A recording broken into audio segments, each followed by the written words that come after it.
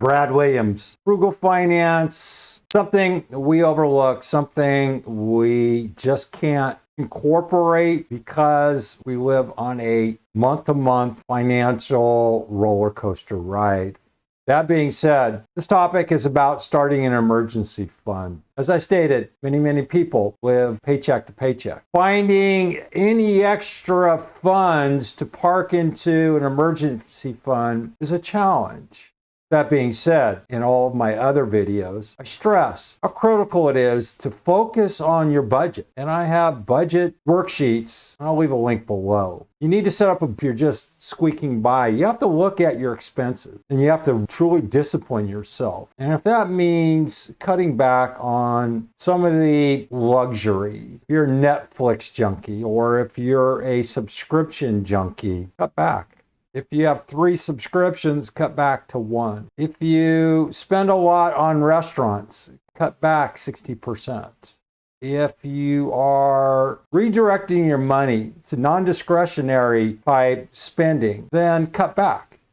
As you prepare to invest, it's important to set aside some money, about the equivalent of 3 to 6 months of living expenses, in an emergency fund. There are times when people become ill or injured in accidents. Employers lay off workers. If something unexpected happens to you, having the money you need to pay the medical bills or see you through the weeks or months of being out of work will help you keep out of debt.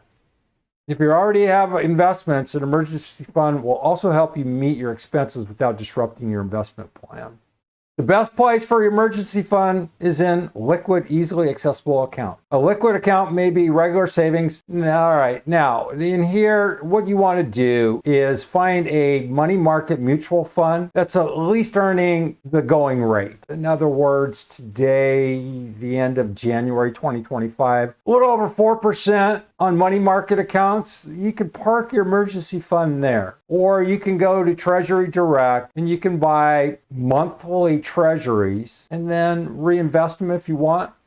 A lot of different ways to do it. To earn a slightly higher interest rate, some people choose a certificate of deposit or CD for their emergency fund, or a series of CDs of approximately equal value, with one maturing every 6 months or every year.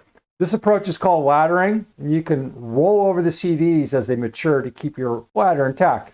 You can do the exact same thing with Treasury Direct, depending on where you are. There are some tax advantages to buying strictly government-related debt, and that is they are state tax-free. All you do is pay tax on the federal side. If you're relying on a credit card, and you know my opinion about credit card, if you have a credit card and you're paying off on a monthly basis, I applaud. But if you use it as a means to survive, then again, you need to focus on your budget. You might also consider buying U.S. Treasury bills with some of your emergency fund money. They too can be timed to mature on a regular schedule. And like CDs, they tend to pay more interest than a simple savings account. Now keep in mind, a ladder. So what you do, let's say you have $10,000. You've saved up that kind of money. You could put $2,500 into U.S. Treasury bills and you stagger them once every week and then you reinvest it. So in a worst case scenario, if you need money, if you set up this laddering thing, you're going to have $2,500 each week. And if you choose to reinvest it, Treasury Direct has this automatic reinvestment deal. You can go out for 24 months. If you do that, then you're going to need to be cognizant that it's going to reinvest automatically. So you're going to have to manually go in and turn off the reinvestment, and you're going to have to wait a week before the next series matures and the money rolls over into your account.